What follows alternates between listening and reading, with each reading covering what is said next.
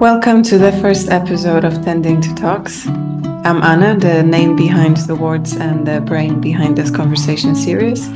Today I have the pleasure of talking to Giulia Messina Dahlberg, a doctor in education and a senior lecturer at the University of Gothenburg in Sweden.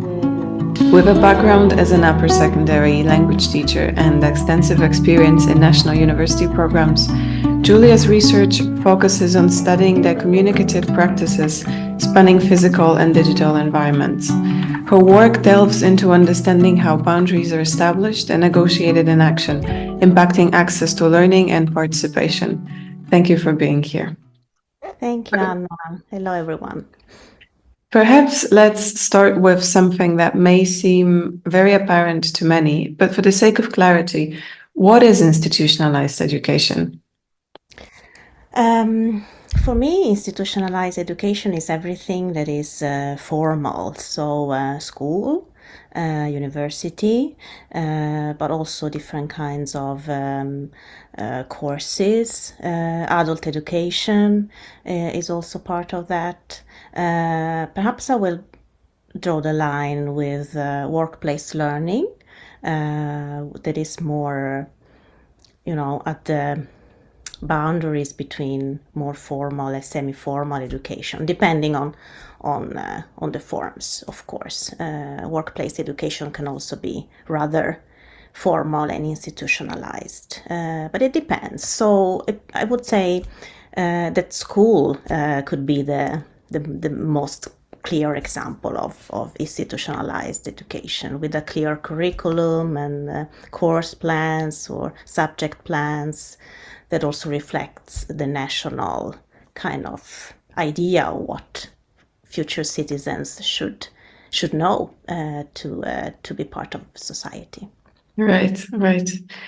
It is a dynamic landscape, isn't it? That of institutionalized educational efforts.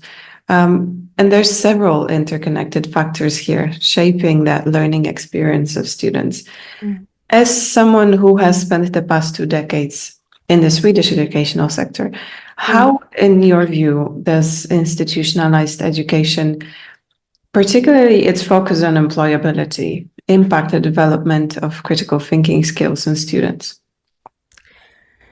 I think that the one doesn't necessarily remove the other. I mean, I don't think that the focus on employability is necessarily, against the development of critical thinking. But yet, if we think about what is a focus on employability in formal education, is a focus on perhaps general skills, of which critical thinking is a part, that will make you employable for the future labor market, whatever that is. So education should be something useful beyond, the kind of Bildung project that is also part, or should be also part of the educational project of a nation. How can we then strike a balance between providing that necessary structure with encouraging creativity and perhaps most importantly, independent thought in the institutionalized settings? Oh, that's a very good question.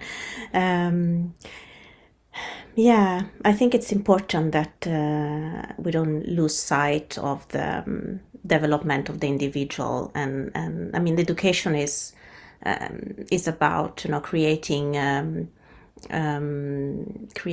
possibilities for the students to develop their the potentials, whatever those potentials are, and not so much about what do we need for the future, but perhaps about what do you need to become the best version of yourself, if you like, and that should be also, of course, a step towards this kind of balance between the development of your creative self, but also becoming a citizen that is useful for society, or the good citizen, we could say.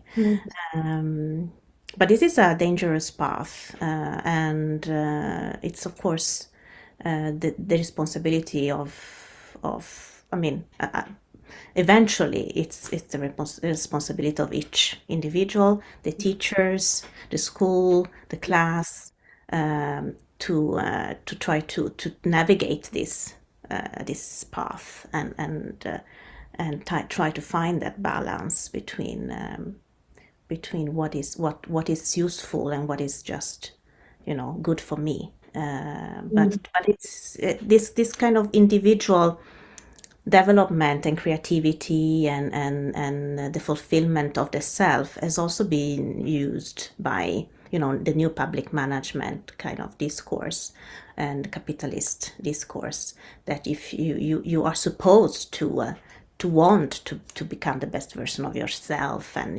learn throughout your life, and be flexible and be curious.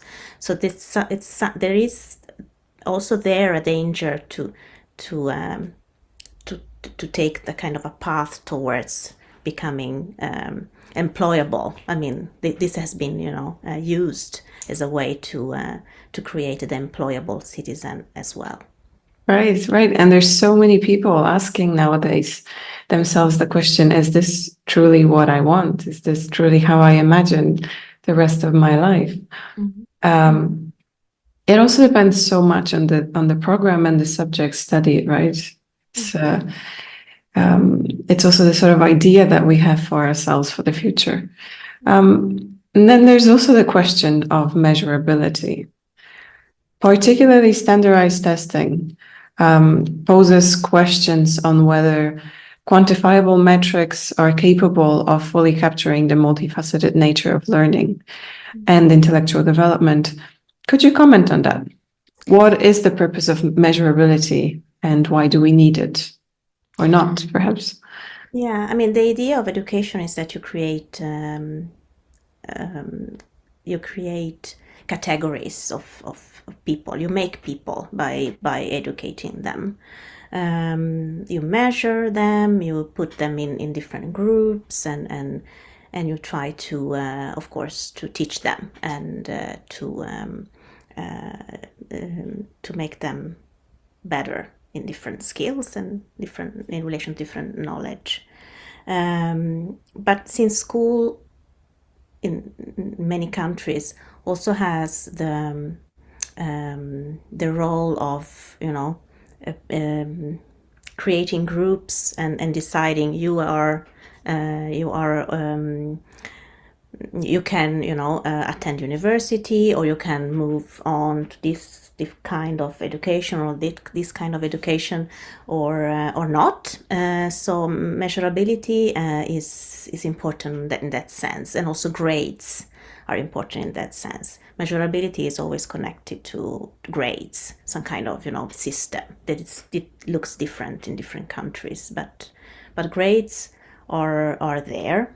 Measurability is also related to effectiveness, because we want as many children and young people as possible to succeed in education, and the more students get the better grades, the better it is.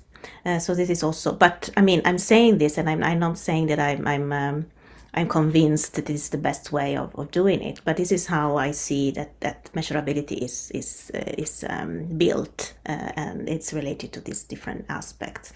Measurability is also related to data. So when we measure something, we create data, and this data could be used to create systems and tools that in turn will perhaps help the student to get relevant feedback, and be better, improve the performance. For instance, now we have this different system that builds on data. We call them, for instance, learning analytics, that are related to artificial intelligence, and then we can use them to create this feedback for the students to improve their learning. I mean, this is the idea, right? So measurability is also, it's always related to improvement and effectiveness.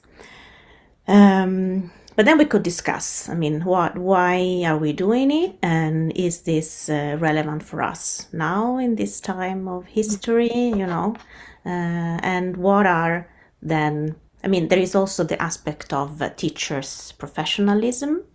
I mean, they are also the one who should be able to measure and to create this kind of relevant feedback for the student. Right, So, right. yeah, who is doing what for what purpose is always the big question. And not everything is easily quantifiable, isn't it? It's much easier to measure the achievement of the objectives in perhaps more scientifical subjects such as mathematics, physics, or chemistry. But when we venture into the area of humanism, it becomes slightly more difficult. Because also how effective are we in being able to tell or being able to measure the achievement of critical thinking, for example, right? Absolutely. But the field of assessment in education is huge. So we are really interested, I mean, in the educational sciences to understand what assessment is and what it means. Exactly because of what you're saying, that is, we are measuring very complex processes, and also assessment has such a huge meaning or repercussions for or consequences for the individuals in terms of selection, for instance, and so it's very important that we understand what assessment is and why we do that and what are the consequences of that, and also in relation to what it is that we assess and why. And now we are in the kind of historical period we are now. It's also related to what it is that we value. Do we value knowledge in terms of content knowledge, or do we value more meta competencies and how that individuals are able to assess themselves and Precisely, yes. and all these kind of things. So it's very, there are so many different layers to assessment and measurability that it's difficult to pin down what the problem is and if we change that, what the consequences could be. You also mentioned a few sentences ago that measurability to a certain extent depends on the general plan for education. And so I would like to ask you, perhaps, to what extent institutionalized education, in your view, holds power in influencing societal norms? Maybe we could talk a little bit about how this shapes the values that are being imparted to students and what those values are. What are the values that modern institutionalized education cherishes the most?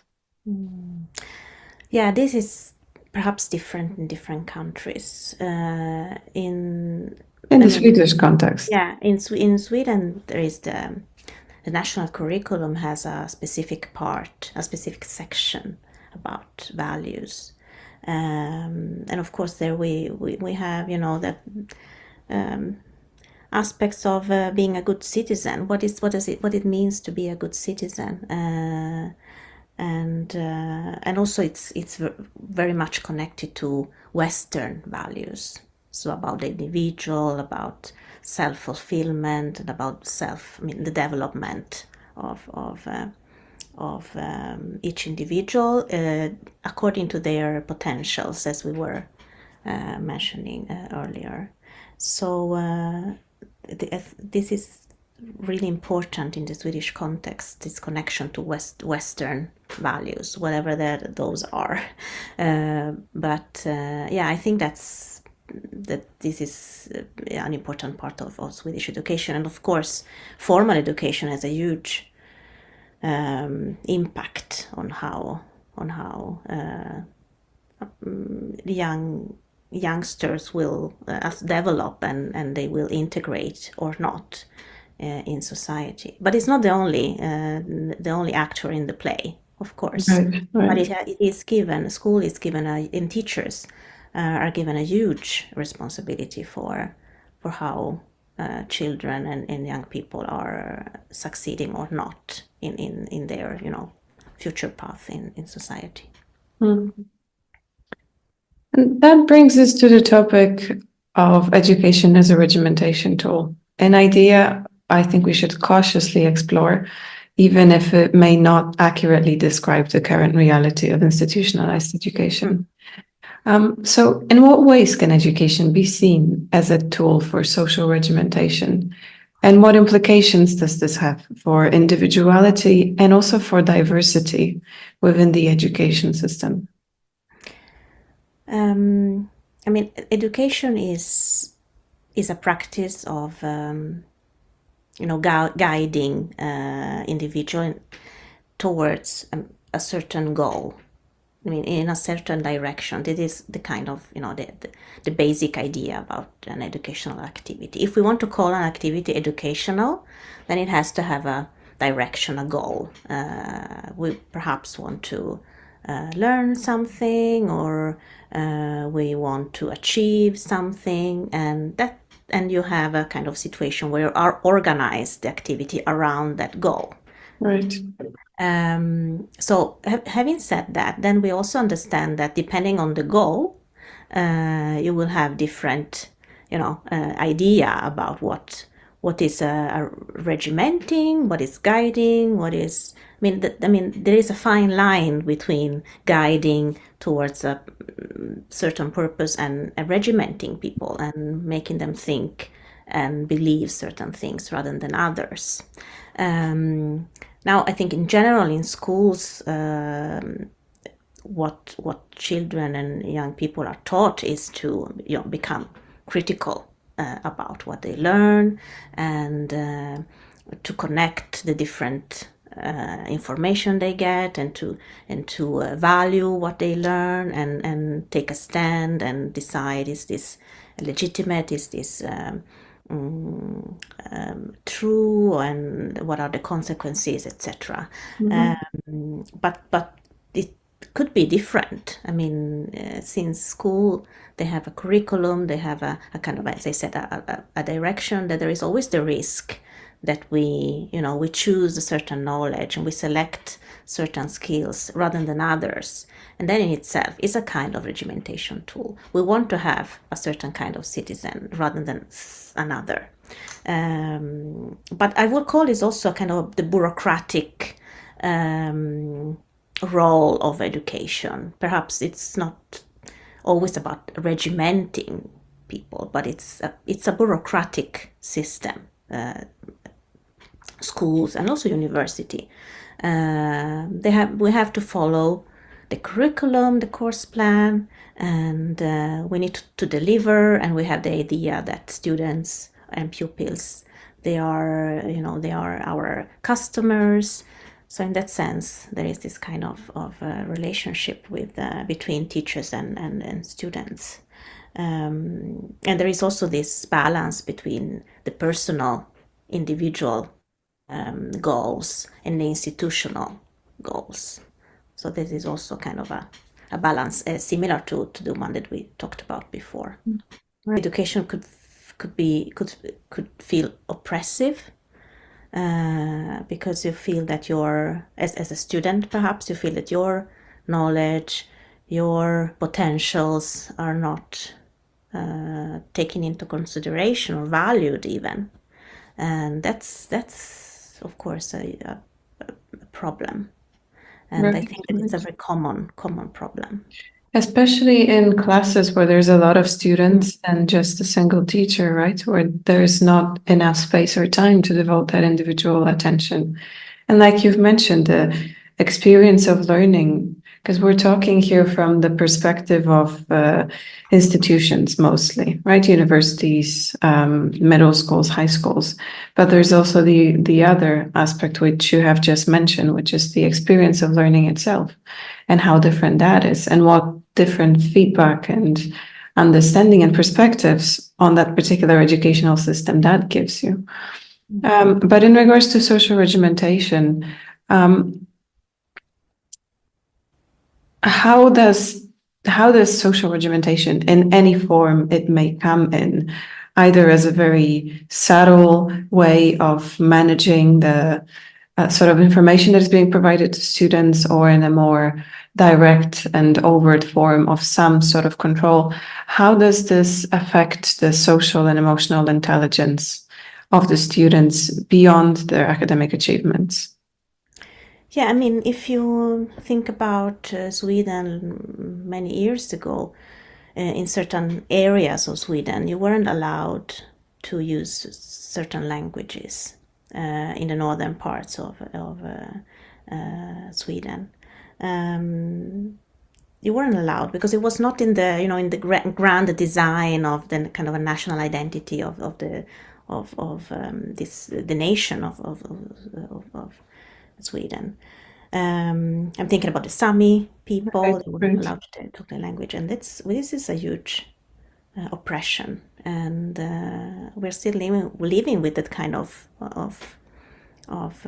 history. It was not that long ago.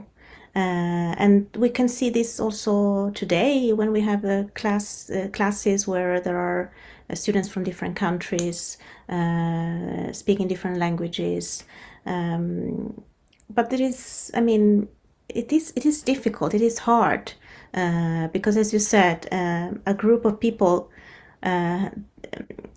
they all have different needs and different potentials and different also goals. So I don't think that the teachers are in any way doing this, with a plan Right. of.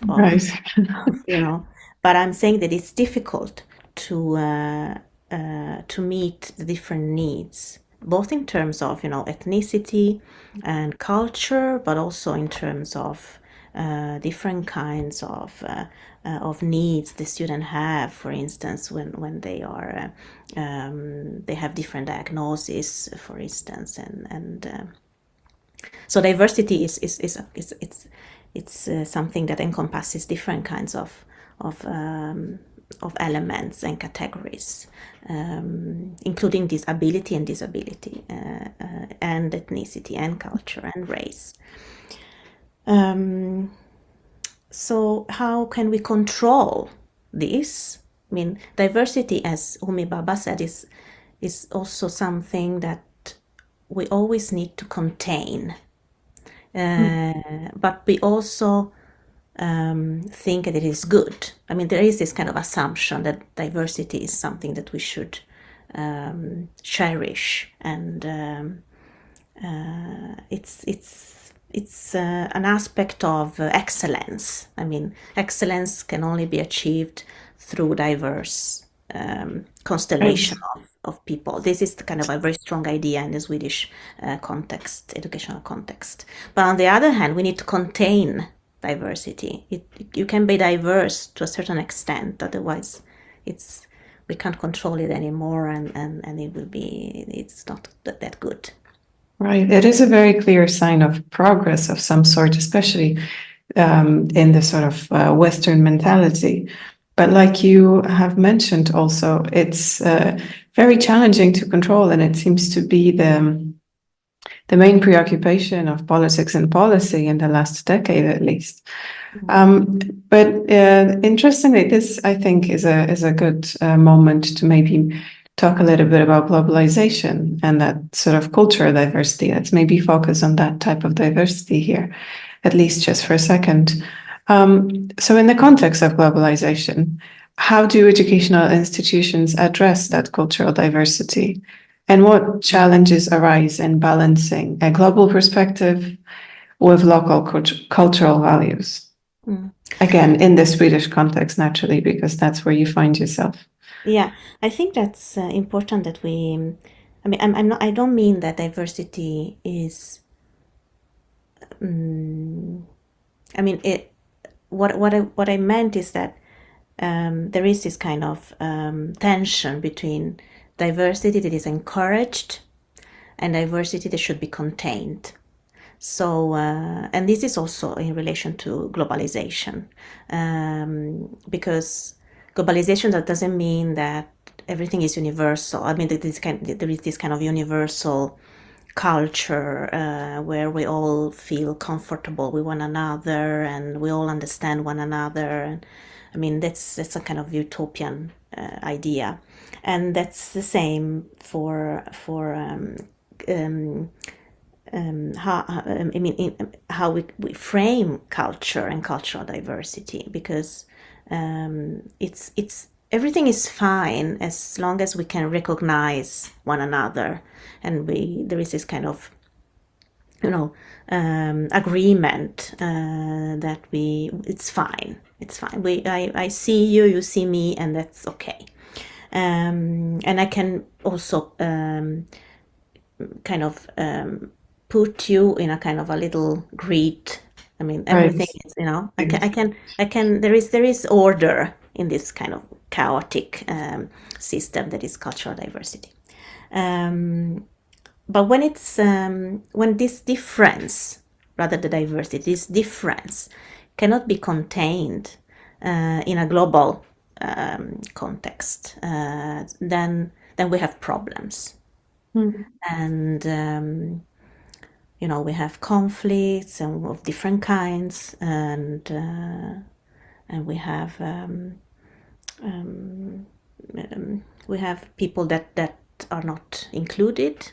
They are, they take different paths and we don't know about them.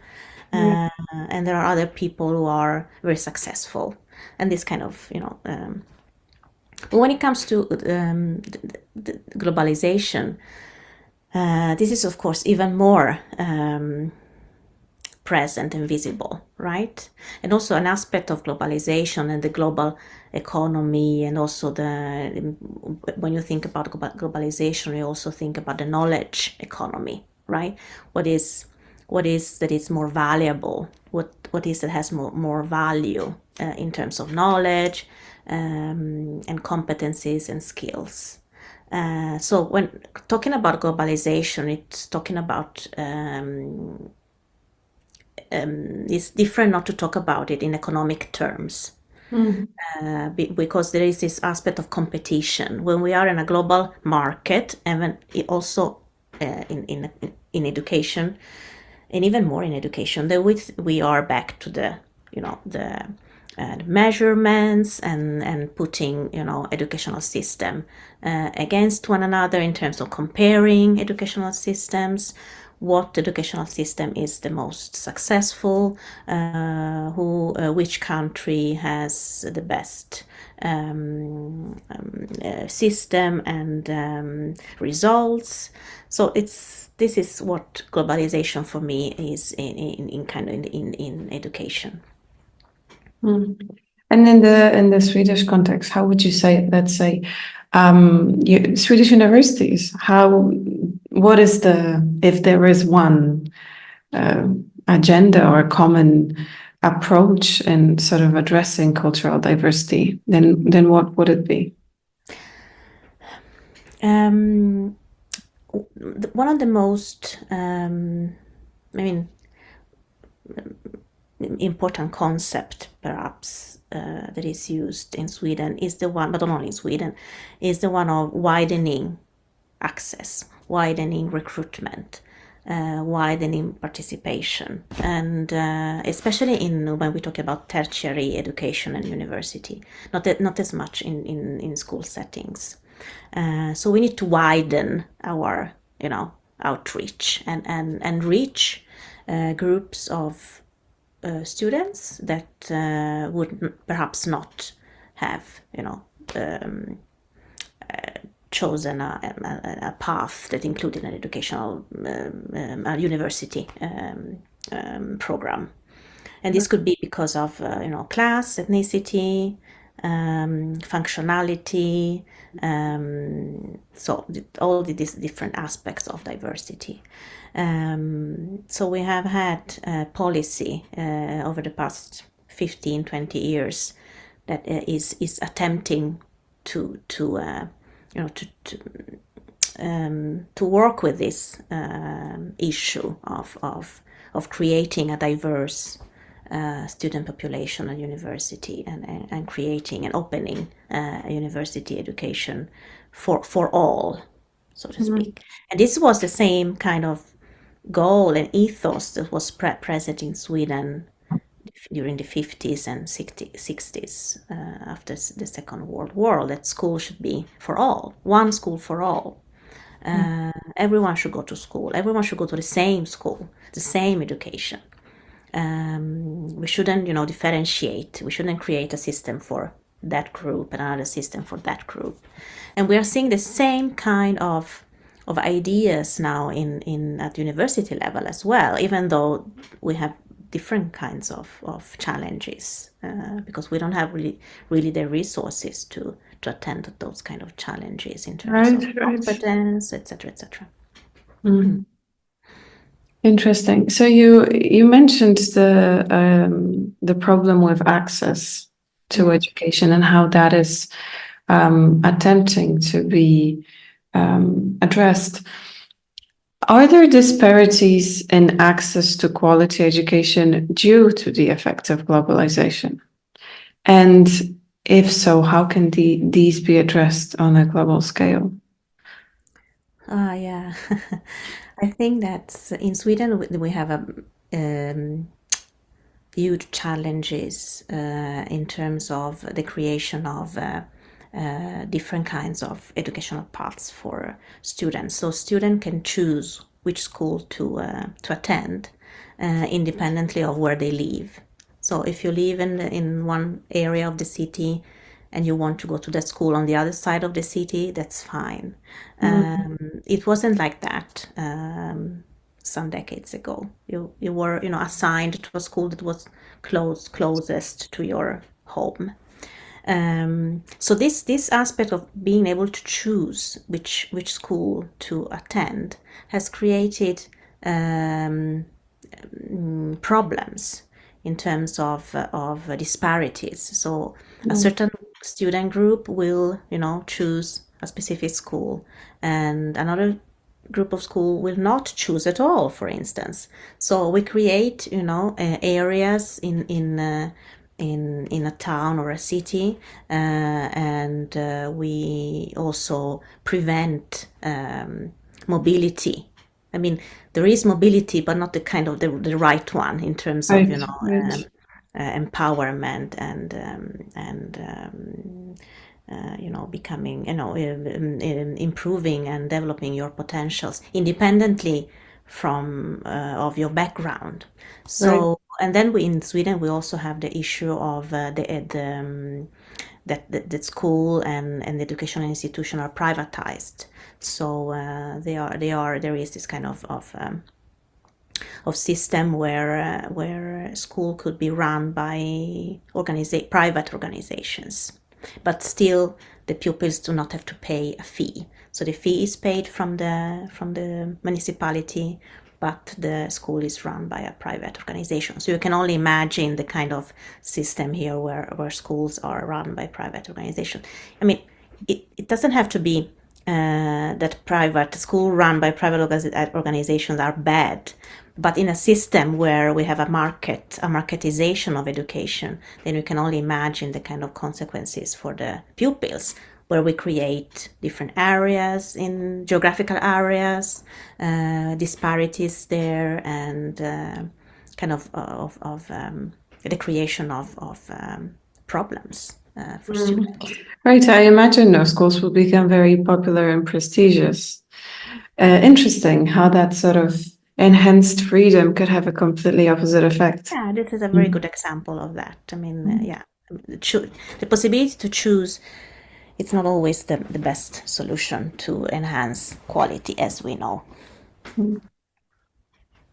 So my next question for you is perhaps a little bit broader and requires a little bit more of an abstract thinking, but I'm certainly not going to surprise you with it.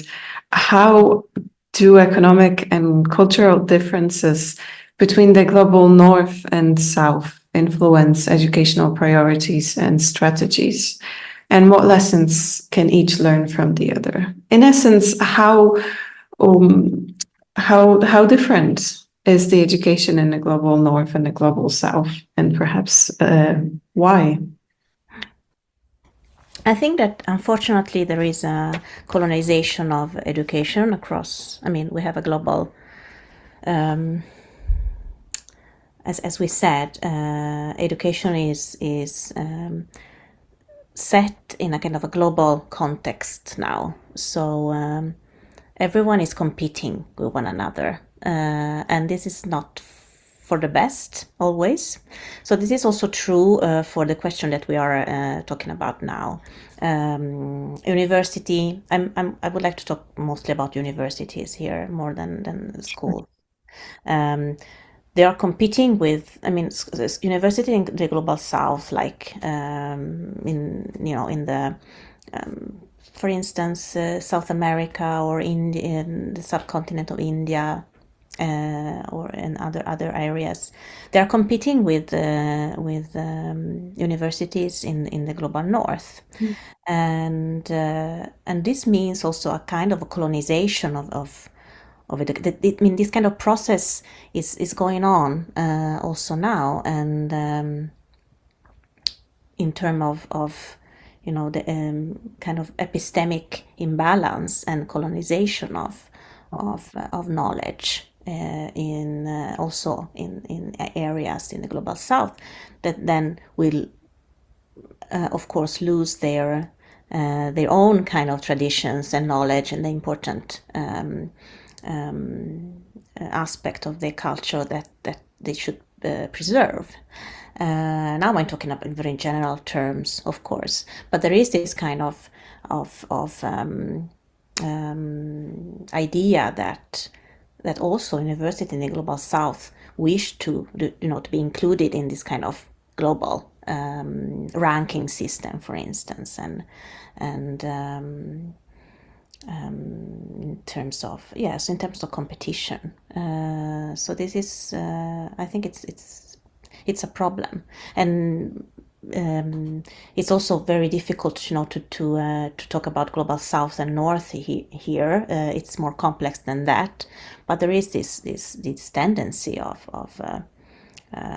colonized different parts of the planet in terms of knowledge, of course, and access to knowledge, and also in terms of mobility of students that perhaps, if they can, leave their countries in order to migrate to other countries, usually in the global north.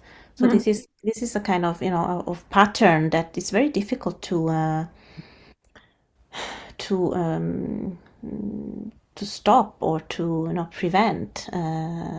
But what we could do is to collaborate across countries and across areas, to send students to universities in the global south, to have research projects that include universities in the global south, or even when collaboration is difficult for different reasons, but we should try, and we should do that in order to encourage this kind of mobility to university in the global south, to create this kind of solidarity. I'm not saying that university in the global north have something to teach to the university in the global south. It's a solidarity in both directions, right? It's a dialogue, isn't it? It is very challenging to prove one's competence using a framework different than the standardized Western one. So in that sense, that dependency on the, let's say, maybe former colonial countries where colonialism did take place continues in some form. And in those where it wasn't present, it's some sort of an idea that students are injected it, let's say.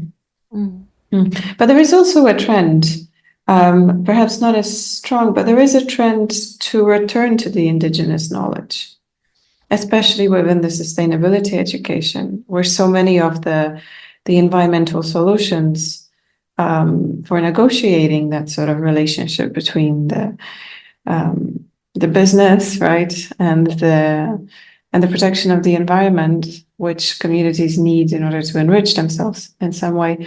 There is this tendency to go back to that knowledge as it did in the past address these problems. This brings us to the topic of transculturalism, which initially was the main idea that we wanted to discuss in this conversation. Could you just very briefly tell us what transculturalism is? I mean, I am a language teacher. I have a background as a language teacher, and so at the beginning, when I started to teach languages, I thought it was very clear to me was what transculturalism or interculturalism was. It was about becoming aware of one another culture, accepting one another culture, learning skills and competencies in order to become more adept in handling this kind of translations and the tensions and the contradictions that could arise in a situation where you have different cultures collaborating, for instance. But then I thought this is very instrumental, transculturalism, interculturalism. Has had for me a taste of let's learn how to behave with one another, right? And what works in groups where we have different cultures working together, for instance, etc. And how can I learn to appreciate your culture and how you can learn to appreciate mine. But it is about, putting things in a grid. Okay, this is this and this is this, and we all understand and everything is fine. But now, I mean, when I became more, a little bit older, and I also started to do research about language learning, I also learned about, power imbalances and hegemonic positions among cultures, among languages. But also that what we call culture, what we call language, is not easy at all to understand. It's not easy at all to understand what one language, what we call language, what we call French rather than English, rather than Russian, or it's very difficult to understand what a language is in terms of what are the boundaries, for instance, and what are the boundaries between languages, and what are these boundaries doing to our power relations, for instance. So for me, culture and interculture and transculture is always related to issues of imbalance, and it is important that we understand those mechanisms and the kind of values and ideologies that are behind this, the politics of, for instance, language and language learning and language policies in different countries, for instance. That's excellent. The politics of language. So let's talk about language then. How do norms and myths surrounding language influence the process by which linguistic diversity is accepted, rejected, or marginalized within educational settings? But I think we can also talk about social settings. We can probably talk about it in broader terms. I mean, there is what we call language is extremely value laden. So it's I mean, different countries have different language policies, right? Usually countries, they have a national language, an official language, different minority languages, and that's this kind of policy also creates the framing of the educational curricula that for these languages. So language policy does not necessarily care about the actual language landscape of the country. So, for instance, what is the biggest foreign language spoken by the in society? Right. But it's more related to, okay, what are the minority groups that are recognized, etc., etc. And those languages will have a certain status in school and in the educational system. And this is, I mean, there's nothing wrong with that. It's only that we have to be aware that what language policy is a kind of political act that does something with the educational system. Which languages are taught, in which form. For instance, in Sweden we have so-called modern languages that are, European languages like French, Spanish, German. There is also a trend now to teach other languages like Japanese, or because there is an interest in that. But they are all called modern languages. Then we have English, that is not included in the subject modern language. It's a subject on its own. Then we have Swedish, but we also have Swedish as a second language that is that targets pupils that have Swedish as a second language. Okay? Yes, this was a kind of a straightforward process to assess. But anyway, this is how it looks like. And then we have also a subject called mother tongue.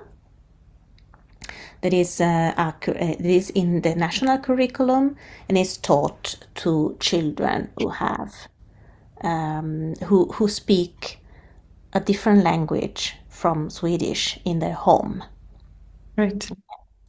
But there are different kind of requirement for you to be eligible of this, and there also have to be a certain amount of children in the municipality in order to be able to create this group, etc. So there are different kind of requirements. And then there is also a subject called the target minority languages only, and their rights are higher. So you don't need, for instance, to have 5 students in the municipality in order to offer that language. It's enough with 1, and then you are eligible and you have the right to have teaching in your minority language. So we have a lot of different kind of language subjects targeting different groups and different languages. And this is, for me, the perfect example of what language ideology does to an educational system. It's based on ranking, ranking languages differently depending on the groups who use those languages. And but there are gaps between what students really need and really would like to, and what society and what the state, you could say, is offering in through the formal institutional education. And so, how does the belief that you mentioned somewhat in superiority of certain languages contribute to that hierarchy of languages? And what impact does this have on language education policies?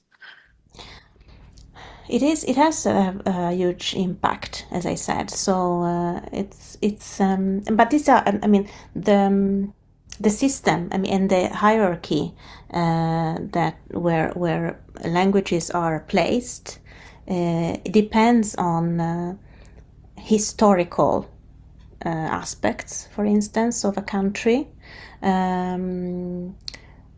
Political aspects, of course, whom we want to privilege and to create a kind of a privileged status for different reasons, for good reasons also. I mean, creating privileges for certain groups, it's not necessarily a bad thing if this group is oppressed and is Right, right. undermarching. So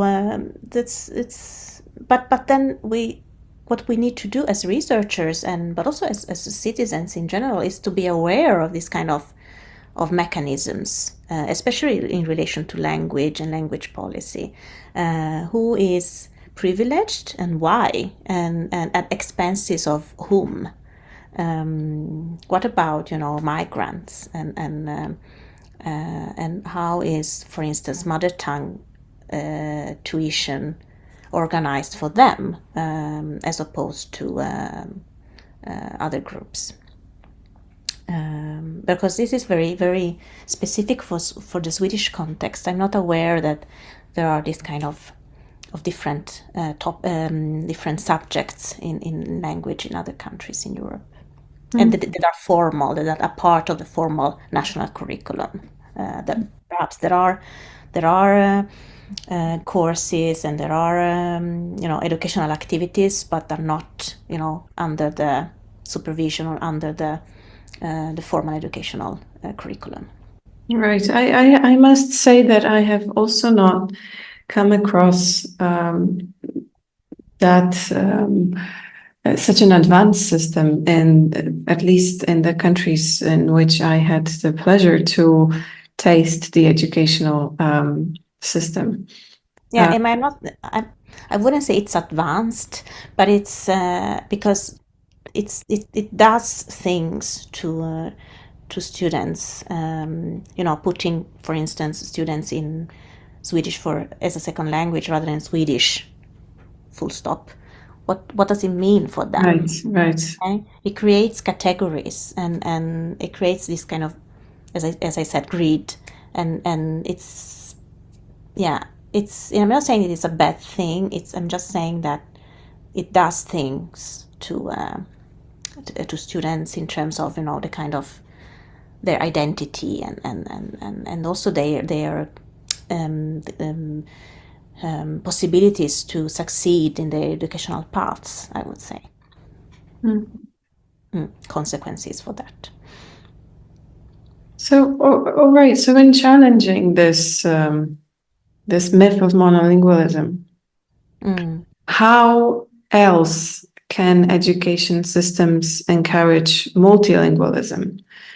How else, apart from what we have just mentioned, and what benefits does this bring to individuals and society? What benefits, perhaps, other than a greater sense of belonging, which we have just discussed? I mean, the idea of a monolingual, the idea of monolingualism is a Western and European construct. I mean, it's from the idea one language, one nation, right? National identity, cultural identity is connected to one language, not two, nor three, nor four. This is just something that people from other areas of the world, they just don't understand. Okay, it's the norm is to to grow up with different languages, and it's not, I mean, there's not no it's not a big deal saying I'm talking X language or Epsilon language or Zeta language. It's just that you use different kind of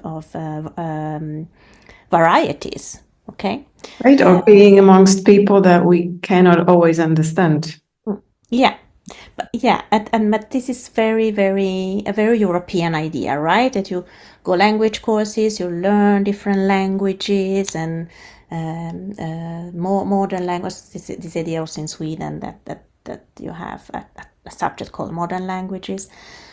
So so it's difficult to discuss or even to sometimes to challenge this idea, even though we are all very positive to the idea of multilingualism. we still talk about multilingualism from a monolingual perspective. Okay, there is one language, then the other, and then the other, and then you become expert in all 3 or 4 or 6, and one of them is your first, and the other one is your second, and the other one is your third, and the kind of, as there is an order of the language that you are, competent in, and then you have your mother tongue, and you only have one. You cannot have 2 mother tongues. It's not really, the idea is that you have one, that you are born with one language, and then you learn a second, a third, and a fourth during your life. So this is all ideas that we have here in Europe, but we also talk about multilingualism and being multilingual, and there is this concept also that has become very popular called translanguaging, that is used very broadly here in Sweden in educational context to grapple with this issue of multilingualism in classrooms. And so how do we handle this when teachers are there are students who are learning Swedish but are still struggling with that, and how do we handle the situation where we have different children that are at different stages in their development when it comes to learning Swedish, for instance, but also other languages. And then this concept of translanguaging that comes from Wales from the beginning in Great Britain, then has been used in the US, and from the US has come to Europe via research, but also other in other ways. So and it's used to understand this phenomena, but at the same time it also says something about our this kind of tendency we have to make multilingualism something exotic, something out of the ordinary. Then we need to create this concept that takes care of the fact that we don't really know how to handle difference. Because I'm not really sure that what is the consequence of using this terminology, but I'm sure that there are aspects to it that are helpful for the teachers to become more aware. But we still have a long journey ahead of us in terms of really normalizing diversity and normalizing multilingualism, I think. Interesting. You mentioned the purpose of using terminology. One more concept I would like to talk to you briefly about. There's just so many interesting ideas that you've mentioned here, and I wish we could delve into each one of them, but we just don't have enough time. It is intersectionality, which also the transculturalism and translanguaging and multilingualism somehow allows us to understand in its broader form and perhaps come closer to the experiences of people that share different characteristics. So in which way do you think intersectionality impacts the experiences of students that have Swedish as their second language, for example, or that come from multilingual environments? And does this intersectionality, do those diverse experiences contribute to a more inclusive and equitable educational environment, or is there a tendency to sort of isolate those experiences? Because again, we perhaps don't know how to approach that sort of difference. Yeah, if we think that intersectionality is a concept that theoretically assists us in understanding that individuals have different, they belong to different categories all at the same time. And for instance, I could say I have a functional disability. I'm a black person, and I'm a woman. It's usually it's race, gender, ethnicity that are the most used categories. But there are others, of course, like functionality, for instance. And so intersectionality could help us to understand that being diverse doesn't mean that I'm I'm different. I'm different in different ways, and it's a complex process. Also, it's a kind of a process that unfolds in interaction. Right? It's not that these are not labels. These are labels that are performed. I mean, there is this kind of performativity understanding to labels, to categories as well. So identity is not something that is something that it's performed and also somehow contested, in interaction all the time. So intersectionality, it's important to understand this, that identity is a complex concept, and we need to take care of diversity from that kind of understanding. But it's if we go back to what we said at the very beginning, it's difference is about having a kind of an understanding that there is something that is normal, that is the default setting, and something that is not. That is apart from it, that it's different. So when we call something, when we use a category, it's because we want to create a category apart from another. We want to order things in different boxes, and but the problem is that when this putting people into different boxes, it becomes an act of power, an act of oppression.